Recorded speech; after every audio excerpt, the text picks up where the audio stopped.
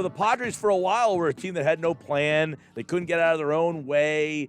They seemed very Phillies-esque, and here they are, one of the best teams in baseball. What's something the Padres have been able to do that the Phillies have not?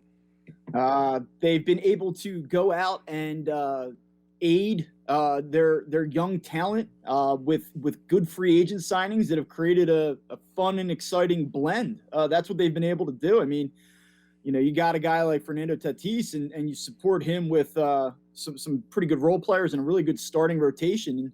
I mean, that's the strength of this Padres team. 15 games over 500 coming into Philly here this weekend. That offseason when the two free agents were available, it was, do you want Bryce Harper, right? That was the choice. It was, do you want Bryce Harper and, of course, Manny Machado? Looking back at that, did the Phillies play it right? That's a heck of a question. I mean, I think that Bryce Harper is the more productive player, the better offensive player. I think statistically that'll bear out, but I do wonder as we get deeper into these deals and deeper into these contracts, if Manny Machado is going to have a little bit more longevity. Certainly hasn't had the lengthy list of injuries that Bryce Harper's had, but just in terms of pure impact and excitement and drawing fans to the stadium and things like that, I think that's what the Phillies were looking for at the time. And I think Bryce Harper in that regard was still the right pick. Yeah, it seems that Harper is more of a connecting player with the Philly fans. Machado, though, kind of not that Harper doesn't. The Phillies outfield's a disaster, but Machado playing third, he wanted to play short. He could have done either had they signed him here. And you wonder, would that have been a smarter move, is to have him playing shortstop or third base with your current third base situation? Yeah, there's no doubt that he would have been a significant defensive upgrade. He probably would have given them better defense on the left side if he himself just stood between shortstop and third base. So, I mean, there could be an argument to be made there for sure. But, I mean, don't get me wrong. He's still a very productive hitter. I think he's coming in somewhere just under 800 with an OPS right now, and just a really solid player all around. But I think Bryce Harper does still have a little bit more upside in his game. The lineup tonight is the first time that the Phillies are really going. Now, Herrera wasn't there on opening day, but you can make an argument that he's better than any of the guys. Well, I don't think there's an argument to be made. He's better than any of the guys that started opening day. But really, from top to bottom, this is the first time since Mother's Day that they're going to go with the lineup they hope to have on opening day. So this should be an interesting weekend. You got Bohm hitting in the 8-hole tonight. Yeah, and Alec Boehm hitting in the 8 spot is certainly a lot different than asking him to take bats in 5 or 6. We've talked recently about his lack of power. He had a really good June in terms of batting average. On base percentage was creeping up there a little bit. It was definitely a rebound month for Alec Boehm after a really difficult April and May, but the power has not been there yet, and that has not showed up. So you can kind of live with the lack of power if he's hitting an 8 spot. So you see that this lineup is getting a little bit deeper now. And we'll see what happens. I mean, the Phillies have to go right now. There has to be obviously a sense of urgency. They've let a number of games here over the last 2 weeks get away from them. And, if they were playing average baseball, okay baseball, they'd be sitting 2 or 3 games out as we go into this weekend. And one thing you have to keep in mind here now, the Padres, quality team, very good out west, but just a 500 team on the road this season. Philly's still a pretty good team at home. This is a series that, Phillies really should win 2 out of 3. And the way that their pitching stacks up, you're sending Zach Wheeler out there tonight. You're not getting Matt Moore now this weekend. He'll pitch Monday. So, this is a series where I think the Phillies have to come out and really show that they can play with one of the better teams in the National League. Yeah, you got Wheeler tonight. You got definitely the pitching nod there. Paddock going for San Diego. So you definitely have the pitching matchup there. Didi is back. I mean, he had this strange elbow issue here, but what does getting him back do for the offense at least? I mean, because I don't know that he helps the defense. We'll see what happens offensively. Is he healthy? Can he play semi-regularly? There was an idea that he may be eased back into things here, that he's not going to come out and start 5 consecutive days. So we'll see how Joe Girardi kind of eases him back into the mix here. Defensively, Didi Gregorius is not a very good player. I mean, that's just the reality of it. He struggles to make the throws at this point. I would say that he is not best suited to play shortstop, but in light of where the Phillies are at with their defensive alignment, what they have available to them, we'll see. I don't think you're going to see a significant drop off at shortstop or anything like that. But offensively, the hope is that he can kind of replicate what he did in that shortened season last year. And if he can give the Phillies that, they might be cooking a little bit here. That lineup all of a sudden becomes a little bit more versatile, beat you in a lot of different ways. So, we've talked about the Phillies not having the ability to get 4 or 5 guys firing on all cylinders at the same time. And you hope now that they have their full complement back, that they can finally do that. Yeah, and I think the lineup's interesting. Girardi, going with Herrera, sticking with him in the leadoff spot. I don't know that he has another option. Segura has been one of the best hitters, 325. I mean, I couldn't believe I saw Harper at 275, Bob, is the 13th best hitter in the National League at 275. Like, how times have changed, right? Where 275, you are a top 15 hitter batting average-wise in the entire league. But, so that kind of says how good Segura has been. Real Muto, he's going third. Harper 4. McCutchen 5th. He's going with Hoskins all the way down to the 6th hole. So it shows he's lost a little faith in his guy. Yeah, the way things have trended here over the last month, I mean, Andrew McCutchen has been a far more consistent and productive performer than Rhys Hoskins. So you think about Rhys Hoskins being a 3 guy, a 4 guy, but based on performance, I mean, this is probably what I would do. And I haven't said that too many times, in regards to decisions made by Joe Girardi this season, but I kind of am in agreement with him here,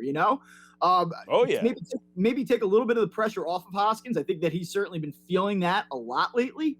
And slide him down and see if you can kind of get him going again, because he heated up a little bit after a really prolonged cold stretch.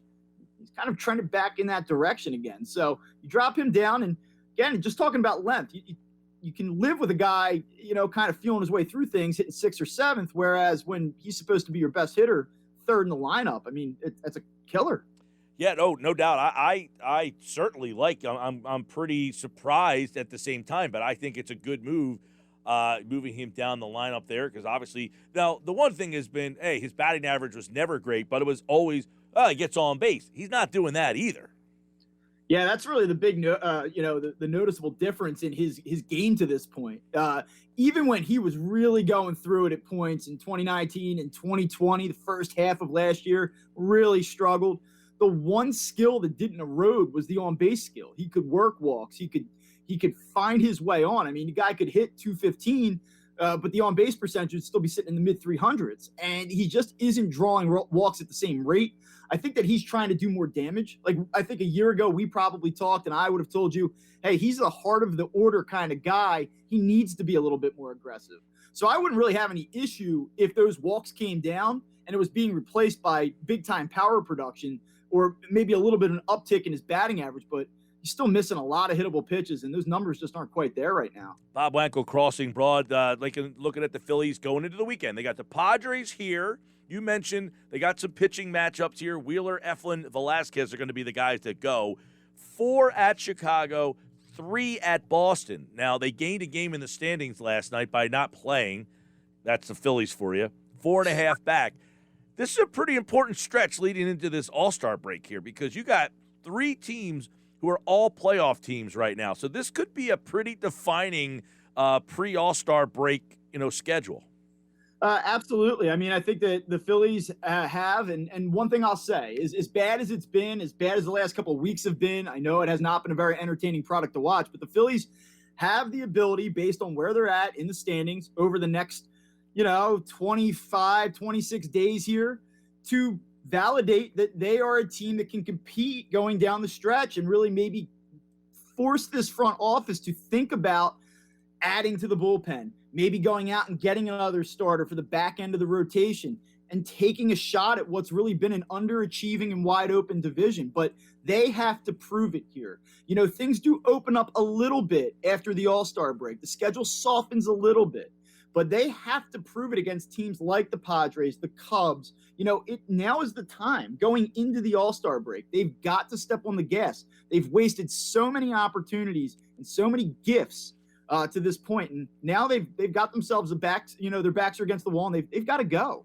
Yeah, they're coming out of that All-Star break, by the way. You say it lightens up. They've got the Marlins for 4, a team that obviously has given them fits. They play 2 against the Yankees, and then 4 against the Braves and 4 against Washington. An 8-game homestand there before they travel to Pittsburgh and Washington for a couple of road games there. So that right out of the All-Star break, Miami, New York, Atlanta, and Washington, as we just talked about, if they're kind of hanging around, that could be where they, boom, step on the gas and maybe get out of this mid-level and jump to the next level. But I don't know, man. It just feels like we're waiting for it to go one direction or the other, and you might just be stuck on the seesaw.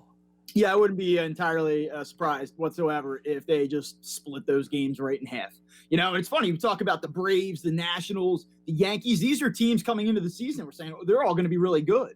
You know, so for me to say the schedule softens, but these teams have all underachieved. Now, Washington's gotten hot lately, but if you think that the Phillies have been a drag to watch this year, look at the expectations the Braves entered with and where they're at right now. I mean, they've had a miserable season compared to what they should have been. The Yankees just kind of very similar vibe to the Phillies. You're like waiting for them to go off. You're waiting for them to catch fire. Now, Yankees are, you know, playing better baseball overall than the Phillies, but they're not in it really, you know, right now. So they've got to make a move too. The Phillies have an opportunity here. Will they do it? I wouldn't bet on it, but the opportunity is there nonetheless. All-Star rosters, starters were put out today. I would imagine Wheeler is the lone rep. Maybe Segura, but Wheeler definitively would be the only guy. Absolutely. I mean, I think Gene Segura would have had an outside shot or maybe a pretty decent shot, but missing, you know, a couple weeks there recently, I think kind of killed him. And there's just nobody else that you can look around this team and say, yeah, they would be deserving of it. It'll be Zach Wheeler. I was talking earlier about when, like, Bryce Harper, he's 28 and, you know, like, he's going to be here for a while. But, like, it reminded me a little bit of when Ken Griffey Jr. left Seattle. He was 30 years old, and, like, he just never looked right in the Reds uniform. Like, you never felt like he was the same Ken Griffey Jr. as the guy that played for the Mariners. And it's like, at 28 years old, he's been in the league for, like, 10 years. Is Bryce Harper kind of like an aging star now? Like, this new game and this new wave of players has almost made him like a forgotten superstar. Like, he was, for a while, the guy. And now it's almost like he's almost a forgotten, I don't know, like his level of relevance is like diminished a little bit. Yeah, I mean, he's only 28 years old, but he's an old 28. You know, he's in his 10th year. He's been around, you know, so you could be a 28-year-old and be in year 3 or 4, right? But for Bryce Harper, I mean, the guy's been around for a decade. Yeah. You know, the numbers are still there. He's missed almost 20 games or right around 20 games this season. And if he had stayed on the field and you kind of just take those numbers and extrapolate them out, you'd be looking at a really good stat line right now. You'd be talking about a guy that has 17, 18 home runs. I know there's been a lot of conversation about his lack of RBIs and all that stuff, but I really, frankly, I think that says more about the Phillies' inability to set the table in front of them than it says anything about Bryce Harper. Still has an OPS sitting around 900 right now.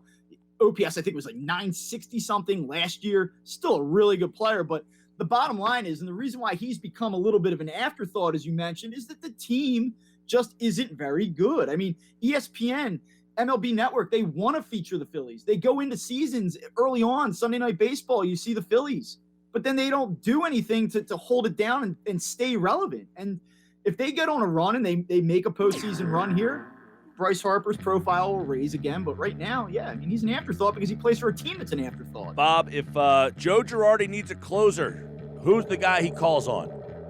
Tonight, I would imagine it'll be Jose Alvarado. All right, there you go. Bob Wankel, Crossing Broad. Monday, the state of the Phillies from top to bottom, all the way through the minor leagues and everything. Dombrowski, Girardi, Rhys Hoskins. Who should be traded? Who should stay? That's in the 2 o'clock hour. Bob Wankel, Crossing Broad. All right, man, have a great weekend, my friend. I'll talk to you soon, Mike. All right, there he goes.